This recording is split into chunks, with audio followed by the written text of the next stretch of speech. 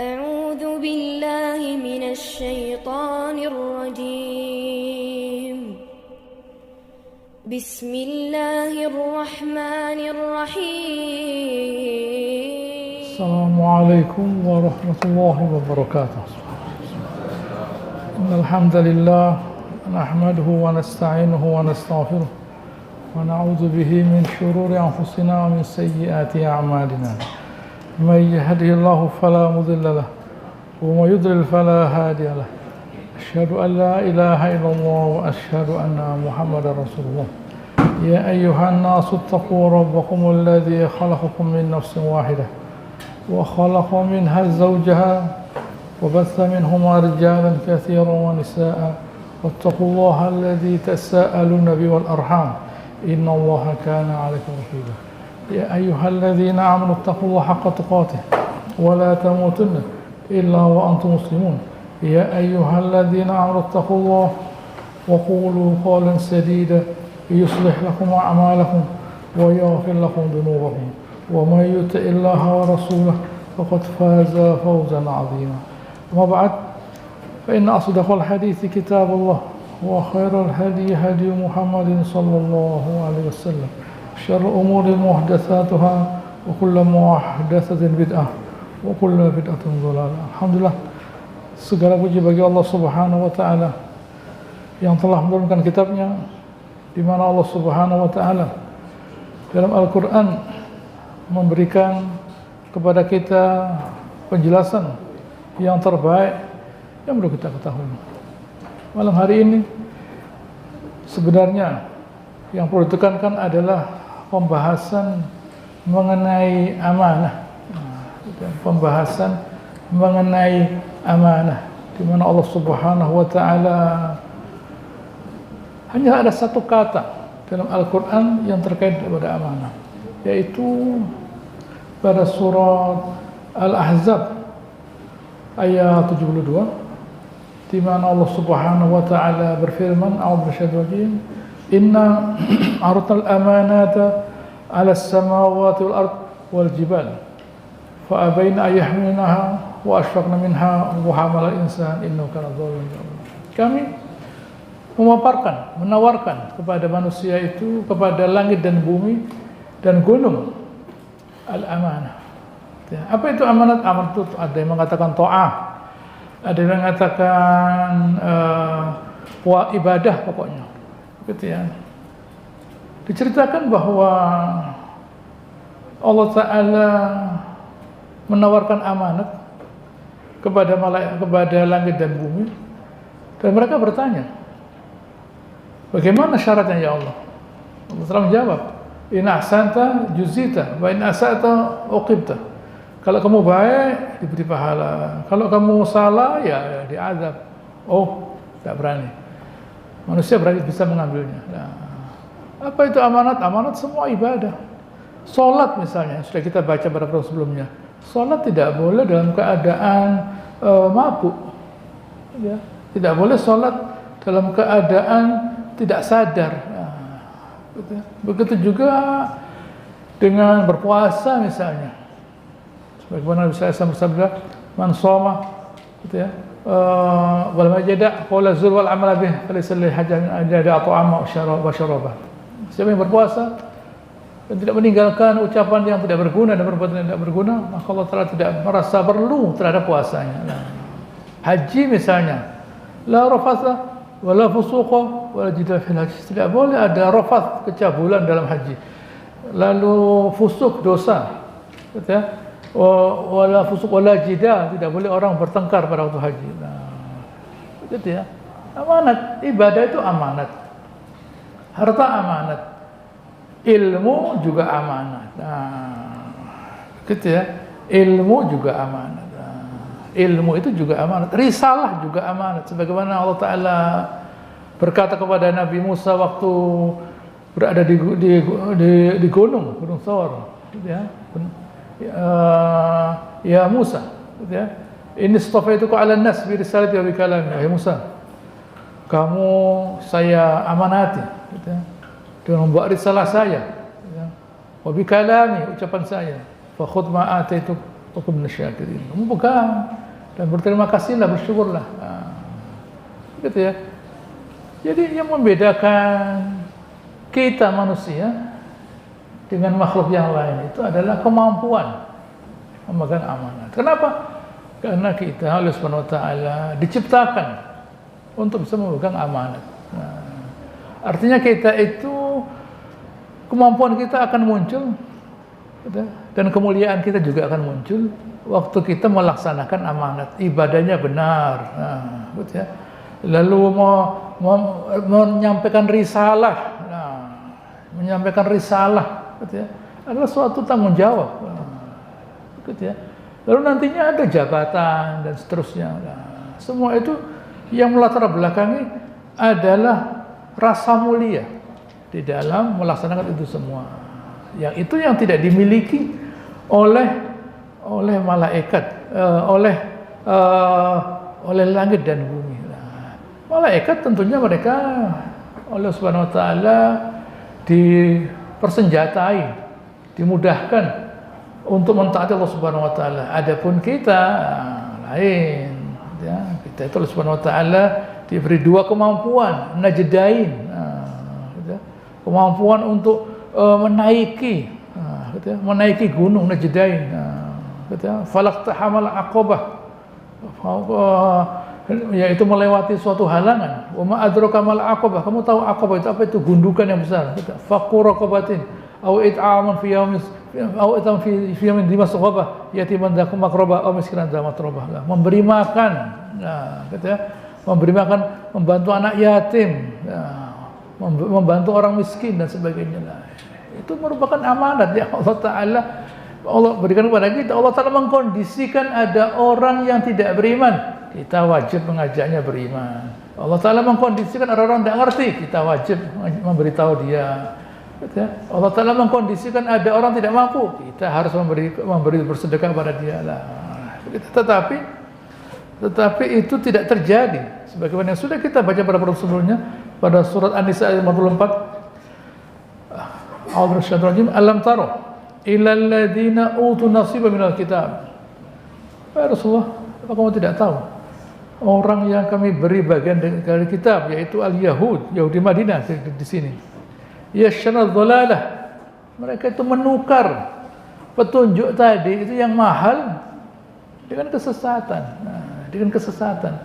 Artinya mereka merasa bahwa dengan berada pada kesesatan merasa lebih beruntung secara materi barangkali daripada berada pada petunjuknya.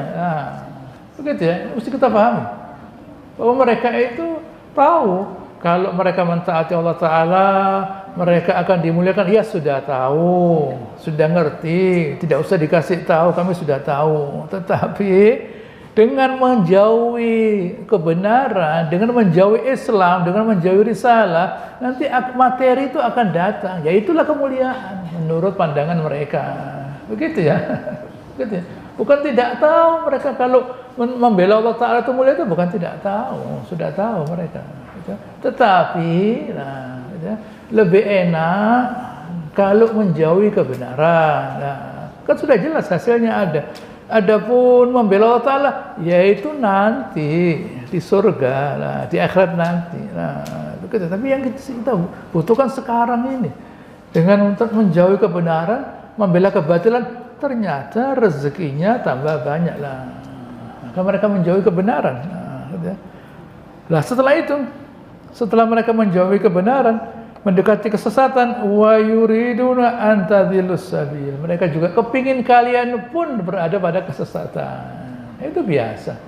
Itu biasa. Kalau orang itu salah, dia kepingin orang lain juga salah. Artinya kalau orang itu terhina, dia kepingin orang lain pun ikut terhina. Adapun kalau orang itu mulia, dia kepingin orang lain pun ikut mulia. Begitu ya. Orang itu kalau dia mulia, dia kepingin orang lain ikut mulia, menjadi mulia. Kalau orang itu terhina, dia tidak senang melihat kemuliaan. Dia kepingin orang lain pun ikut terhina. Nah, ini perlu kita pahami. Ayat 45, wallahu a'lamu bi'a'daikum. Allah Ta'ala tahu siapa musuh kalian. Yaitu yang tadi itu, yang mengajak orang-orang beriman kepada kehinaan. Kesesatan itu kehinaan. Wa kafa billahi waliyan wa kafa billahi nasira. Cukup Allah Subhanahu wa taala sebagai wali, yaitu pelindung, dan sebagai nasiron, sebagai penolong. Pada malam hari ini, pada 56, Allah Ta'ala berfirman, yang sudah kita baca juga pada pertemuan sebelumnya, mereka itu, saya baca saja ayatnya, minalladzina yuharrifuna al-kalima amma wa'dihi. Caranya bagaimana? Dirubah-rubah firman-Nya Allah Subhanahu wa taala. Wa yaquluna sami'na wa asayna. Kami mendengar, sudah tahu, sudah ngerti, tapi kami tidak merasa perlu melaksanakannya. Kenapa? Karena kami tidak merasa mulia kalau melaksanakan perintah Allah Ta'ala. Begitu penjelasannya, gampangnya. Wasma' ghairu musma'. Dengarkan satu arah, tapi tidak akan mendengar. Engkau dari engkau ya Rasulullah. Wa ra'ina. Ra'ina dalam bahasa Ibrani artinya bodoh. Mereka mengatakan ra'ina. Sahabat juga mengatakan ra'ina. Ra'ina dalam bahasa Arab artinya perhatikan kami. Tapi kalau dalam bahasa Ibrani, ra'una artinya bodoh. Mereka lalu mengucapkan itu supaya bisa menghina Nabi. Dan Nabi tidak tahu. Maka Allah ngasih tahu pada orang beriman, ya ayyuhalladzina, pada surat Al-Baqarah, ya ayyuhalladzina amanu la taqulu ra'ina wa qulu unzurna wasma'u. Orang beriman jangan berkata ra'ina. Katakan unzurna, perhatikan kami ya Rasulullah. Baik. Layyam bi alsinatihim wa ta'nan fid din. Mereka membolak-balikkan lidah mereka. Gitu ya. Dengan maksud apa? Wa ta'nan fid din, untuk menginjak-injak agama Allah Subhanahu wa taala. Ini memang orang Yahudi itu, begitu ya. Memang sengaja selalu pekerjaannya itu mengundang murka Allah Ta'ala. Mereka itu ingin mengukur seberapa jauh kemampuannya Allah Ta'ala untuk marah. Begitu ya. Mereka itu kepingin mengukur seberapa besar, seberapa jauh, seberapa hebat kemampuannya Allah Ta'ala untuk murka. Mereka kepingin tahu berapa sih. Begitu. Jadi mereka sengaja membantai manusia, menginjak-injak agama Allah Ta'ala. Nanti Allah Ta'ala murka. Iya mana? Murkanya Allah Ta'ala itu mana? Allah Ta'ala sepanjang-panjang mana murkanya Allah Ta'ala begitu. Jadi mereka punya kemampuan menarik murka Allah Subhanahu wa taala. Mereka kepingin dimurkai Allah Subhanahu wa taala, bukannya kepingin dirahmati. Tidak. Itulah sudah menjadi pembawaan. Apabila seseorang itu memang jiwanya sudah rusak, mereka tidak berharap rahmat Allah Subhanahu wa taala. Ini Allah Ta'ala paparkan dalam Al-Qur'an agar jangan sampai kita itu malas dari mengharap rahmat Allah Subhanahu wa taala, gitu ya. Padahal walau annahum qalu sami'na wa ata'na. Coba mereka itu berkata, kami mendengar, kami mentaati. Wasma', dengarkan ya Rasulullah. Wanzurna, perhatikan kami ya Rasulullah. Dengarkan ucapan kami ya Rasulullah. Kemudian perhatikan kami ya Rasulullah. Lakana khairun lahum, lebih baik buat mereka. Wa aqwam, dan lebih kokoh, lebih adil, lebih benar. Walakin, tetapi la'anahumullah, mereka itu sudah dilaknat. Sudah diputuskan bahwa mereka itu tidak akan bisa mengerjakan yang Allah Ta'ala katakan tadi itu. Begitu ya. Allah Ta'ala mengatakan kalau sekiranya itu tidak terjadi. Tidak terjadi. Kalau sekiranya mereka itu berkata, kami mendengar, kami mentaati, gitu ya. Perhatikan kami Rasulullah, itu lebih baik buat mereka. Dan itu lebih tepat. Tetapi mereka sudah kadung dilaknat oleh Subhanahu wa taala, sehingga itu semua tidak akan terjadi. Hasilnya fala yu'minuna illa qalila. Tidak akan beriman kecuali ada sedikit. Begitu ya. Ada sedikit dari mereka itu yang beriman. Sebagian besar tidak beriman. Begitu. Hanya sedikit saja dari mereka itu yang beriman. Baik. Kita lanjutkan. Pada malam hari ini harus disambung memang dengan pertemuan sebelumnya pada ayat 47. Ya ayyuhalladzina utul kitab. Maka Allah Ta'ala berfirman pada Alkitab secara keseluruhan, baik Yahudi dan Nasara, aminu, berimanlah kalian, bima nazzalna, terhadap apa yang kami turunkan, musaddiqan lima ma'akum, yang membenarkan apa yang ada pada kalian, ya Taurat, ya Injil dan sebagainya, min qabli an natmisa wujuhan, sebelum kami ratakan wajah kalian. Nah, tapi kan tidak terjadi itu. Tidak terjadi. Nah, loh, minta apa? Bisa Allah Ta'ala meratakan wajah. Gitu ya. Allah Ta'ala mengatakan sebelum kami ratakan wajah kalian. Apakah itu terjadi? Tidak terjadi. Apakah Allah Ta'ala tidak bisa? Ya bisa. Nah, loh, kenapa kalau Allah Subhanahu Wa Ta'ala tidak melakukannya? Tidak harus. Allah Ta'ala tidak harus melakukan ancamannya. Tidak. Sekedar Allah Ta'ala memberitahu bahwa Allah Subhanahu Wa Ta'ala itu bisa melakukannya. Fanarudha ala adbariha, di mana akan dijadikan sama, sama dengan pantat mereka, atau disamakan dengan seperti yang terdahulu, yaitu nenek moyang mereka pernah dijadikan kera lah. Misalnya mereka dijadikan kera, wajah mereka dibentuk seperti kera misalnya, seperti yang terjadi pada nenek moyang mereka, ya tentu sama saja itu berarti sudah tidak ada lagi kemuliaan. Yang disebut wajah itu adalah kemuliaan. Nah, makanya disebutkan wajhullah wa yabqa wajhu rabbika dzul jalali wal ikram. Nah, kekal wajah Tuhan kalian yang memiliki kemuliaan. Wajah itu sesuatu yang paling mulia. Nah, begitu ya, wajah itu sesuatu yang paling mulia. Nah, makanya karena itu menjadi ukuran. Nah, begitu ya, wajah itu sesuatu yang paling mulia, karena itu yang menjadi ukuran. Kenapa? Karena wajah itu merupakan representasi dari jiwa manusia. Nah, wajah itu merupakan representasi dari jiwa manusia. Nah, mulianya seseorang atau terhinanya dari wajahnya.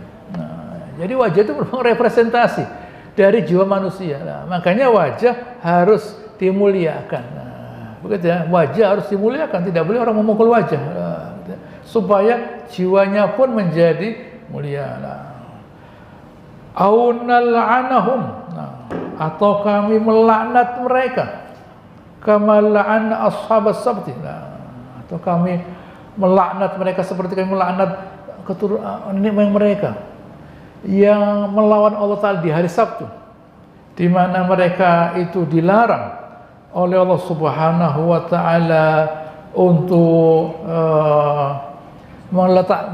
meletakkan jala untuk mengambil ikan di hari Sabtu, tapi mereka meletakkan jala di hari Jumat, gitu ya. Lalu mereka mengambilnya di hari Ahad. Begitu ya. Ini namanya hilah, tipu daya, pinter-pinteran. Apa yang terjadi? Akhirnya mereka Allah Subhanahu Wa Ta'ala jadikan kera. Saat mendengar ini, Abdul bin Salam, mumpung wajah saya belum hilang lah, begitu ya. Mumpung wajah saya belum hilang, maka dia langsung segera menemui Rasulullah SAW, gitu. Dan segera masuk Islam. Nah, gitu. Mumpung mereka itu mumpung dia belum berubah wajahnya, maka dia langsung ketemu Rasulullah SAW dan dia langsung masuk Islam. Begitu. At-tamas dalam bahasa Arab artinya menghapus, merusak, merubah. Begitu ya. Itulah yang terjadi. Begitu. Baik. Ya. Wa kana amrullahi maf'ula, dan perintah Allah Subhanahu wa taala pasti akan terjadi.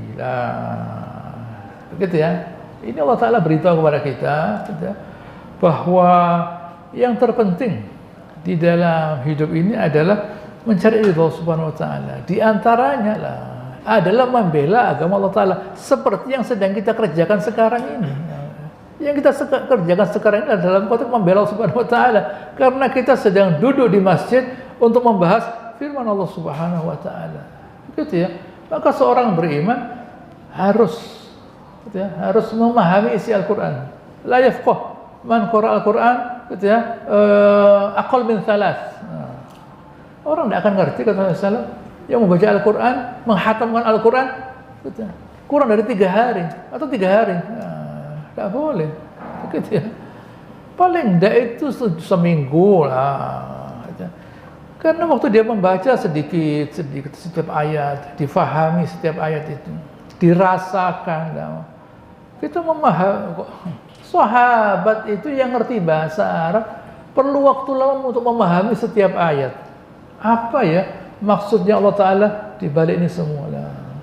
Karena semakin kita itu merenungkan sebuah ayat, semakin kita bisa memahaminya lebih dalam.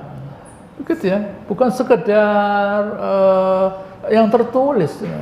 Oleh karenanya para ulama menulis tafsir agar kita itu setidaknya bisa memahami isi Al-Quran. Sampai ada tafsir disebut Jalalain gitu ya. Karena ditulis oleh 2 orang, ditulis oleh 2 orang agar saat kita membaca Al-Quran setidaknya satu lafaz itu ada penjelasan satu lafaz, satu kata ada penjelasan satu kata, begitu ya.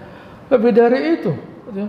Ada yang menulis lebih banyak seperti yang terjadi pada Ibn Katsir, gitu ya. Seperti yang terjadi pada Ibn Katsir, di mana beliau memperluas kata-kata itu, setiap kata dalam Al-Quran agar kita lebih mampu memahaminya dan melaksanakannya. Jadi tidak bisa orang baca Al-Quran langsung melaksanakan. Oh, itu lucu itu. Gitu ya. Ironi itu.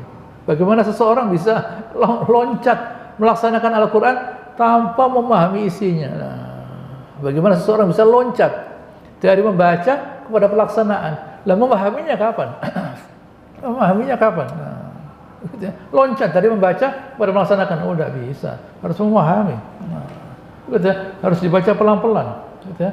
Laisa minna man lam yataqanna bil Qur'an. Oh, kata Rasulullah SAW, bukan dari golongan kami orang yang tidak bisa melantunkan Al-Quran. Seorang beriman, kalau kita mengacu kepada sabda Rasulullah SAW tadi, harus bisa membaca Al-Quran dan membuat orang lain tertarik. Begitu ya. Membuat orang lain tertarik. Itu menunjukkan bahwa saat dia membaca Al-Quran dia merasa bangga. Nah, begitu ya. Itu menunjukkan bahwa saat dia membaca Al-Quran dia merasa bangga, sehingga dia membacanya itu dengan sepenuh hati, dirasakan, benar-benar dirasakan. Nah, begitu ya, benar-benar dia rasakan sehingga dia bisa melantunkan. Maka yang mendengar pun bisa juga merasakannya. Ada manfaatnya. Ini belum kita berbicara mengenai memahami ya, merasakan, belum memahami, masih merasakan. Nah, sudah ada manfaatnya, apalagi memahami Al-Quran seperti yang kita kerjakan sekarang ini. Maka kesimpulannya ayat 348, innallaha la yaghfiru ayyushraka bihi wa yaghfiru ma duna dzalika liman yasha. Allah Subhanahu wa taala tidak akan mengampuni orang yang mempersekutukan Allah Subhanahu wa taala. Kalau orang tersebut memang tidak mau dirahmati Allah Subhanahu wa taala. Orang itu diazab karena memang dia tidak mau dirahmati. Begitu ya, supaya kita ngerti bahwa kita itu adalah orang yang mau dirahmati. Buktinya kita mentaati Allah Subhanahu wa taala. Orang kafir tidak mau dirahmati. Maka semakin besar keinginan seseorang untuk dirahmati, semakin besar ketaatannya kepada Allah Ta'ala. Itu ya. Bagaimana caranya? Semakin suka dia, senang untuk berilmu. Nah, gitu ya. Bagaimana ya caranya supaya ibadah yang benar? Belajar dia. Oh, tapi bagaimana nih? Bukunya bahasa Arab, dia belajar bahasa Arab. Gitu ya. Bukunya bahasa Arab ini, tidak ada harokatnya, ya belajar bahasa Arab. Nah, gitu. Belajar, sudah belajar dibaca. Gitu ya. Sudah belajar dibaca. Nah, gitu ya. Difahami satu persatu. Berat ya berat ya. Berat. Nah, gitu ya. Hadisnya dibaca. Nah, apa Anda kira seorang menelurkan sebuah hadis itu gampang? Tidak gampang. Gitu ya. Dia harus tahu bagaimana keadaan setiap orang dalam sanad itu. Iya kalau cuma tiga orang, thulathiyat, tiga orang saja, gitu ya. An Abi Hurairah Nabi gampang. Tapi kalau 5 orang, kalau 6 orang bagaimana? Begitu ya. Dari 6 orang loh ini, dia harus tahu keadaannya setiap orang dan memastikan bahwa orang itu ketemu satu sama lain. Memastikan bahwa orang itu ketemu satu sama lain. Dia memastikan setiap orang ini dipercaya. Dia memastikan setiap orang dipercaya dan dia memastikan bahwa orang itu ketemu dengan orang selanjutnya. Begitu ya. Maka dia benar-benar menguasai sanad itu, dikuasai sama dia. Begitu ya. Bahwa ini harus ketemu ini harus ketemu ini harus ketemu ini. Begitu ya. Ini penting. Begitu ya. Kadang-kadang terpecah. Begitu ya. 2 orang meriwayatkan hadis yang sama. Begitu ya. Tapi nanti ketemunya pada katakan Abu Hurairah misalnya. Jangan berbagai macam jalur. Gitu. Nanti ketemunya sama, hadis yang sama. Gitu ya. Ada lagi hadisnya bisa berbeda. Jadi yang dihafalkan itu 2.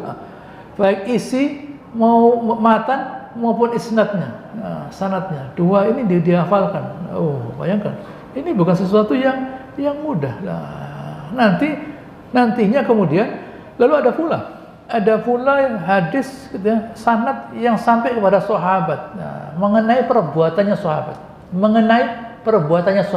bukan perbuatannya Nabi, perbuatannya sahabat. Bayangkan, perbuatan dan pendapat sahabat. Ada lagi bukunya. Begitu ya. Itu suatu profesi yang membutuhkan konsentrasi. Tidak bisa disambi dengan buka toko, tidak bisa. Begitu ya, tidak bisa. Itu kerjanya dia itu saja. Kerjanya dia membaca hadis tadi, membaca penjelasannya. Begitu ya, pikirannya tidak bisa dipecah kemana-mana.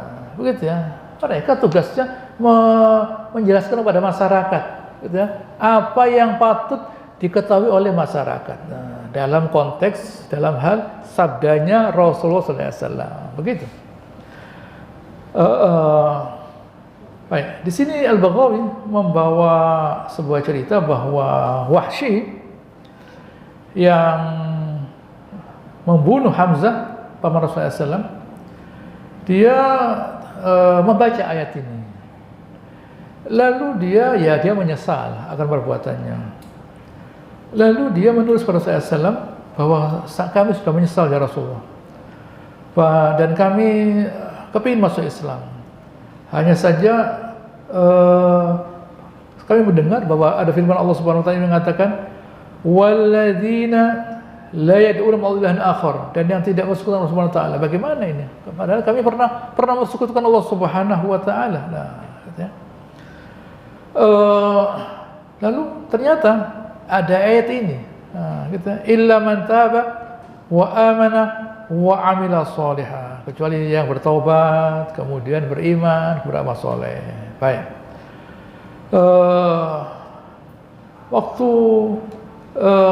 Tapi bagaimana ya? Ini agak sulit karena kami tidak bisa beramal soleh. Gitu ya. Maka turunlah firman Allah Taala ayat 48 pada surat An-Nisa.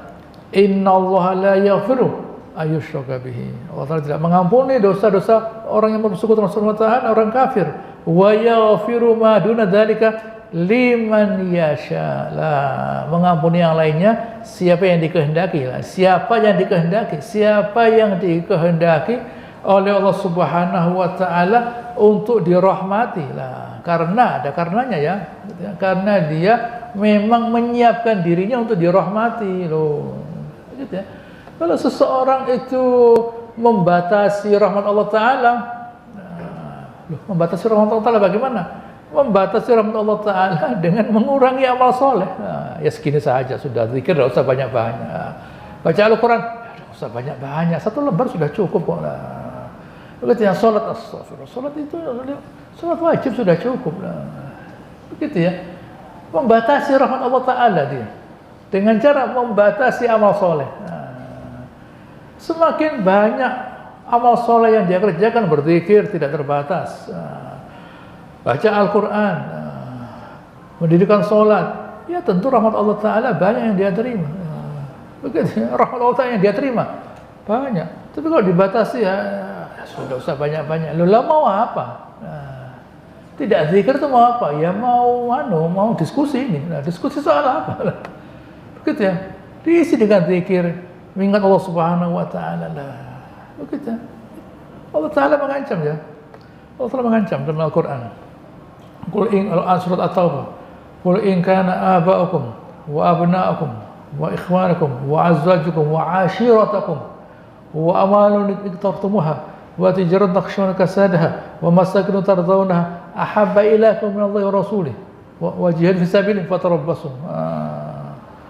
Kalau sekiranya orang tua kalian, anak kalian, saudara kalian, istri kalian, gitu ya, perdagangan kalian yang kalian harapkan itu keuntungannya lebih kalian cintai, gitu ya, lebih kalian cintai dari Allah Taala, dari Rasulnya, dari jihad, gitu ya, fatarabbasu, kalian tunggu. Nah, itu ancaman, hati-hati loh ya. Kalau kita tidak menyiapkan hati kita itu untuk memuliakan Allah Taala, untuk merasa mulia dengan mengingat Allah Ta'ala, dengan beribadah, hati-hati. Lah, fatarabbasu. Hati-hati. Kata Subhanahu wa ta'ala. Lah, begitu ya.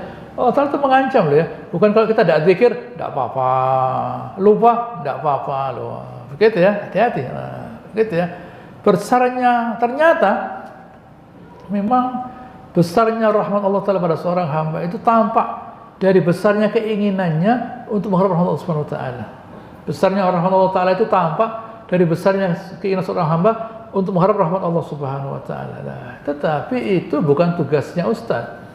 Tugasnya ustaz adalah mendorong setiap orang untuk sebanyak mungkin mengharap rahmat Allah Subhanahu wa taala. Begitu. Nasib kita tuh di tangan, gitu ya. Di tangan Allah Taala lewat ketaatan kita. Nah, jadi harapkanlah kemenangan ketaatan kita. Begitu ya. Makanya Allah Subhanahu wa taala dalam azan hayya 'alas shalah hayya 'alal falah. Salat itu suatu kemenangan. Salat suatu kemenangan, tapi di masjid. Nah, di masjid. Nah, begitu ya. Makanya muazzinnya di masjid. Nah, begitu ya. Muazzinnya di masjid. Nah, kalau salat itu bukan di masjid, muazzinnya tidak usah di masjid. Nah, begitu, pakai Zoom saja, pakai YouTube saja, pakai alarm saja. Nah, begitu ya. Pakai WA di telepon semuanya, sudah salat, sudah waktunya buat apa lah?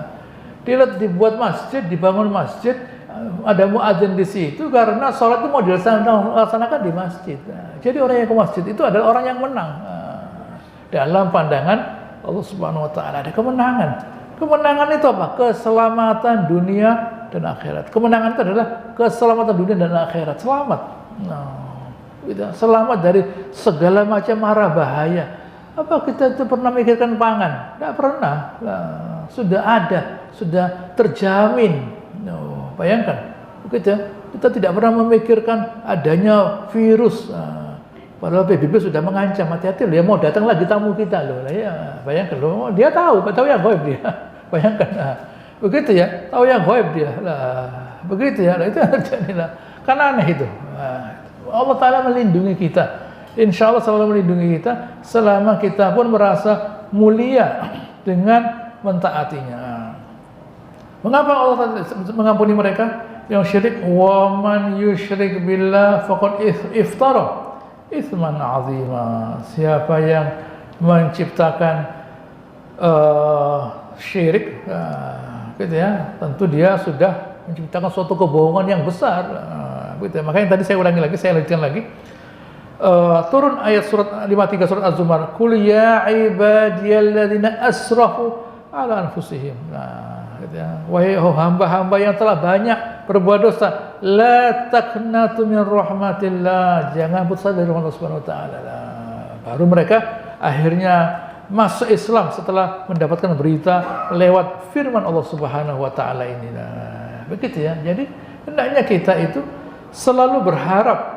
Jangan hanya berharap lewat doa saja.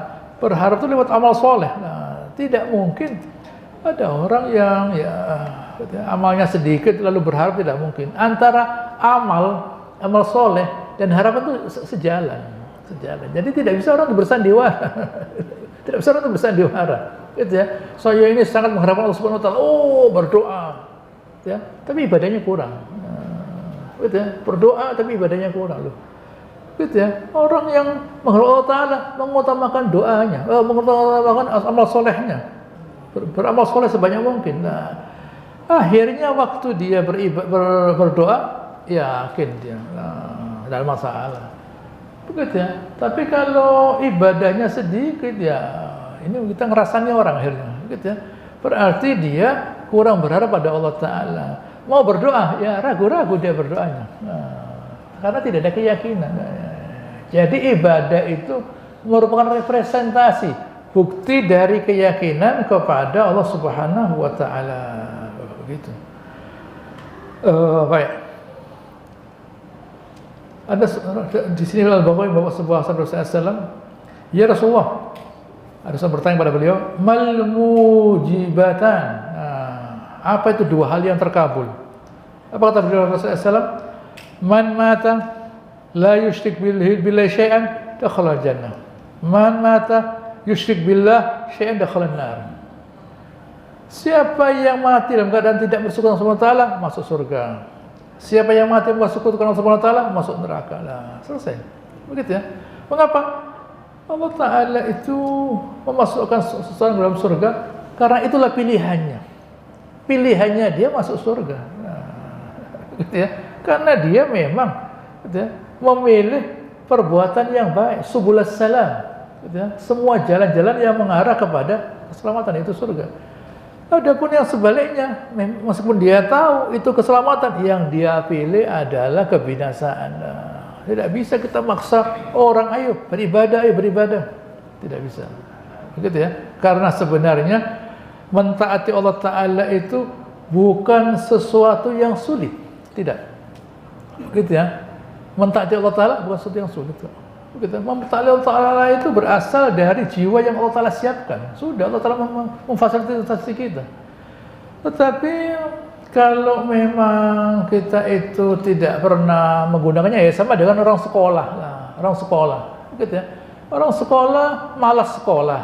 Nah, gitu ya. Mau belajar malas. Bisa pintar, ya tidak bisa. Nah, gitu ya. Atau misalnya ya ketemu guru yang tidak pintar misalnya lah, gitu ya. Gurunya tidak pintar, dia tidak pintar muridnya. Nah, tapi kalau gurunya mampu memunculkan potensi anak tadi, bisa pintar dia. Kalau gurunya bisa memunculkan potensi anak tadi, dia bisa pintar. Nah, begitu ya. Kalau dia memang ada, ya tentu kalau anak kecil itu tugasnya gurunya. Tapi kalau sudah dewasa, ada jenggotnya, ya begitu ya.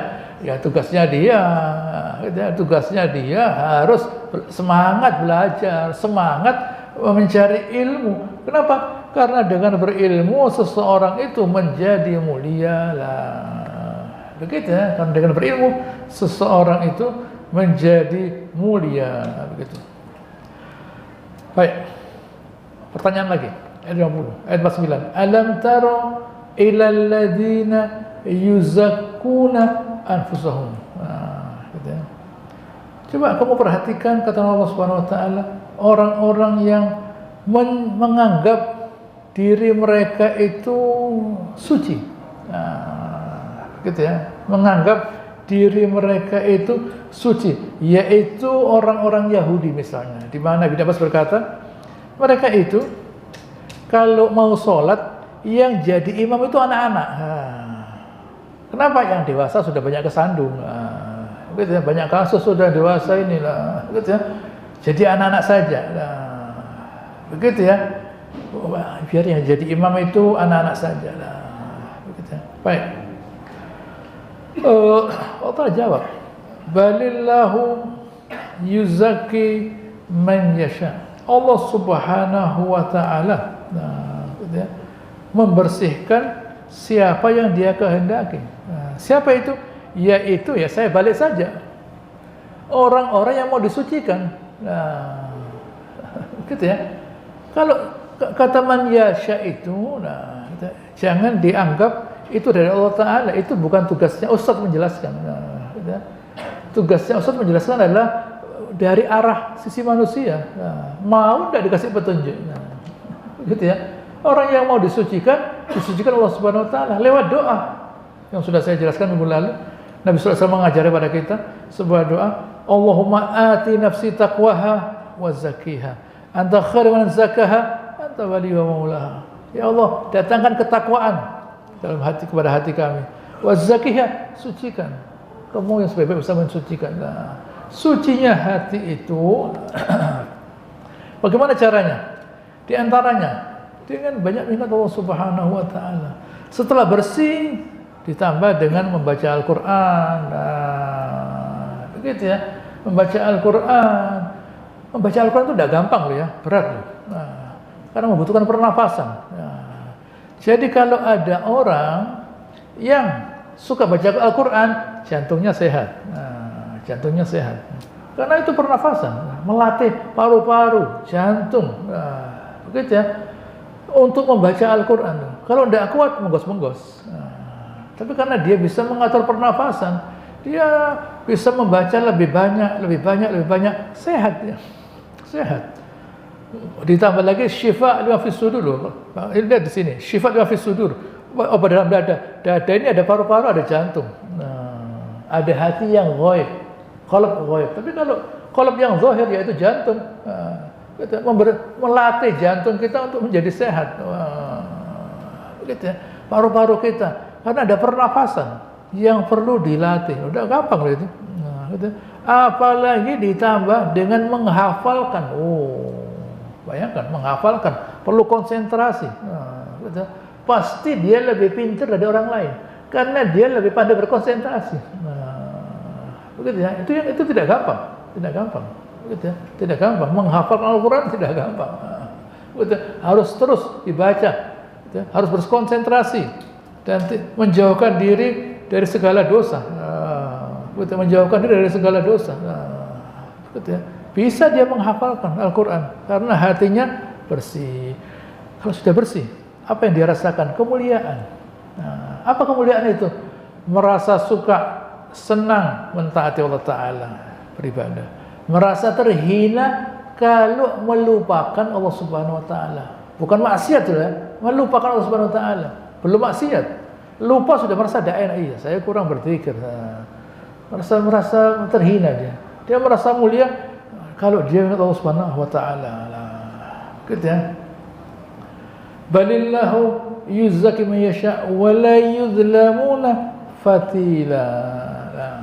Dan Allah Ta'ala itu tidak gitu ya, Allah Subhanahu wa Ta'ala itu tidak menghilangkan gitu ya, menghilangkan pahala sedikit pun. Gitu ya, Allah Subhanahu wa Ta'ala tidak akan menghilangkan pahala sedikit pun. Wa la yuzlamuna fatila. Nah, baik. Unzur, kalian perhatikan mereka itu. Kaifa yaftarun 'ala Allah al-kadzib. Bagaimana mereka menciptakan dosa atas Allah Ta'ala. Wa kafa bihi itsman mubina. Ya, itulah dosa yang besar, dosa yang jelas dosa. Allah Ta'ala itu menjelaskan agak cepat. Begitu ya. Langsung dia berkata, kalian sucikan hati kalian. Kalau tidak seperti ini loh ya. Nah, gitu ya, kalian segera selalu mensucikan hati kalian supaya bersih. Kalau tidak, membuat dosa. Nah, kalau sudah membuat dosa, mau kembali kepada kebenaran, ya bisa, tapi sulit. Nah, gitu ya. Jadi hati ini harus dijaga, tetap bersih. Kalau tidak bersih, berbuat dosa. Mau kembali bisa, tapi sulit. Nah, begitu ya. Sama dengan orang misalnya tidak menjaga kesehatan. Sakit, bisa sembuh, bisa tapi sulit ya, bayari dokter, obat segala macam loh. Begitu ya. Bukan tidak bisa sembuh, bisa, tapi kan perlu waktu, tenaga, biaya lah, karena tidak menjaga kesehatan. Begitu loh. Itu yang terjadi. Nah, gitu. Baik. Itulah masih terkait dengan amanat, terkait dengan amanat.